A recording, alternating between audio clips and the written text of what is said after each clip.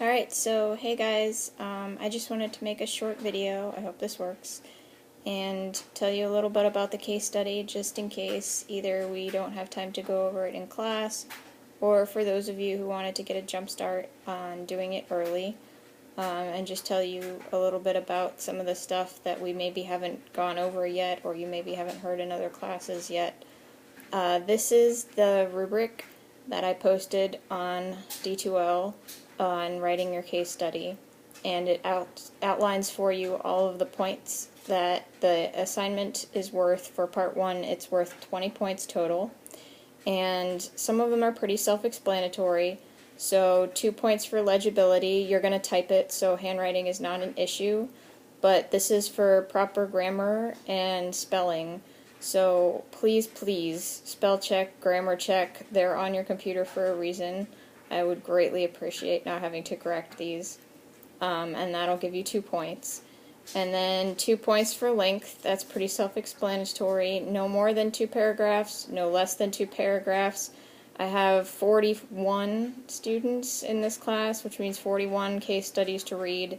And I really admire your ambition for those of you who want to write more than that, but I just don't have time to read it, so if I have to, then I have to take off points for it, just like if you don't write enough, obviously I have to take off points for that.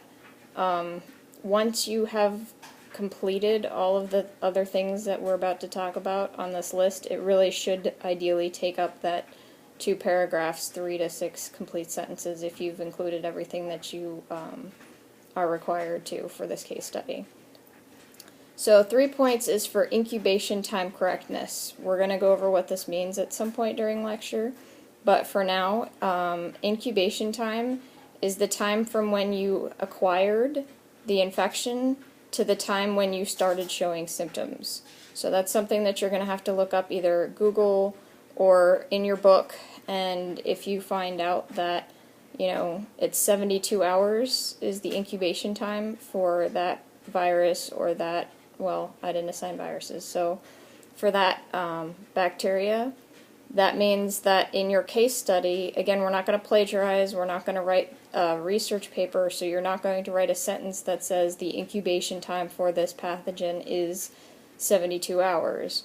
What you're going to do is you're going to be talking about, you know, the patient came in and they had the following symptoms, a rash, diarrhea, whatever it is, and you're going to say that when you ask them about how long they've had these symptoms, they have had them for, let's say, 5 days, and no, that is not the incubation time. When you talk about the incubation time, you kind of have to look at the other thing on the list here, which is the correct and complete transmission of pathogen. So that's another 3 points. And transmission is just how they got the infection. So if it's transmitted in the air, then you could say, like, you know, the patient works in a nursing home and has close contact with the patients, and some of the patients that she works with have shown similar symptoms, and she noticed that they were showing these symptoms 72 hours prior to when she started showing the symptoms herself, or something like that. Or, you know, if the pathogen is transmitted in water, the patient went swimming in a lake that didn't look very clean 3 days ago, and yesterday is when they started showing the symptoms. So that would have, what, a 2-day incubation, right? Because the transmission happened 3 days ago, but they didn't start showing signs and symptoms until yesterday. So to go back up, 5 points is the largest number of points for anything, and that is for correct and complete signs and symptoms. So the difference between signs and symptoms is one of them you can see, and the other one the patient has to tell you. So a good way to understand the difference is like the difference between nausea and vomiting. You don't know that your patient is nauseous unless they tell you that they're nauseous, whereas if they're vomiting, you can see that they're vomiting. You can watch them and hear them and smell them, unfortunately, vomiting. So, you know, there are some weird infections that have certain weird symptoms in, 0.01% of cases. That's not what I mean when I say correct and complete. What I mean is that, don't just give me one. If it causes an upper respiratory infection, I don't just want to know the patient has a cough. I want you to also mention things like, is there a runny nose, a headache, does her chest feel tight, things like that. So make sure the major symptoms that are associated with that pathogen, with that infection, are all mentioned in there. This next one is also pretty straightforward. 1 point for telling me what pathogen you intended this to represent. So basically just writing a sentence saying, this is the one that I was assigned, E. coli. And obviously that's going to be removed when I hand this out to somebody else because I don't want them to know. I want them to guess for part 2 what pathogen you intended for this to represent. But I do want you to tell me so that I don't have to look it up on my list. Thank you. 2 points for additional relevant information. So patient status, history, pertinent negatives. Patient status, that could be something like it's more common in males or more common in a certain age group, like children or the elderly. It could be that the patient has a history of ulcers and therefore H. pylori infection is more common, like that was the one that I chose for my example case study that I wrote, and I posted that for you too. History is pretty similar.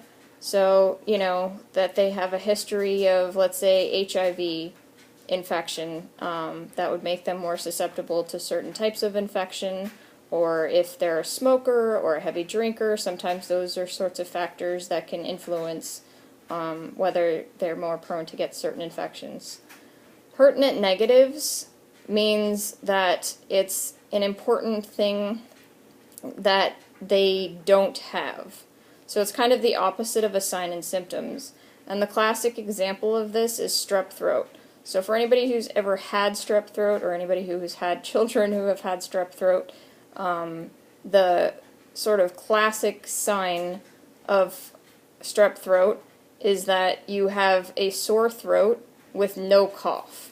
Usually if there is a cough involved, it's not strep throat, it's some other type of infection that's causing your sore throat.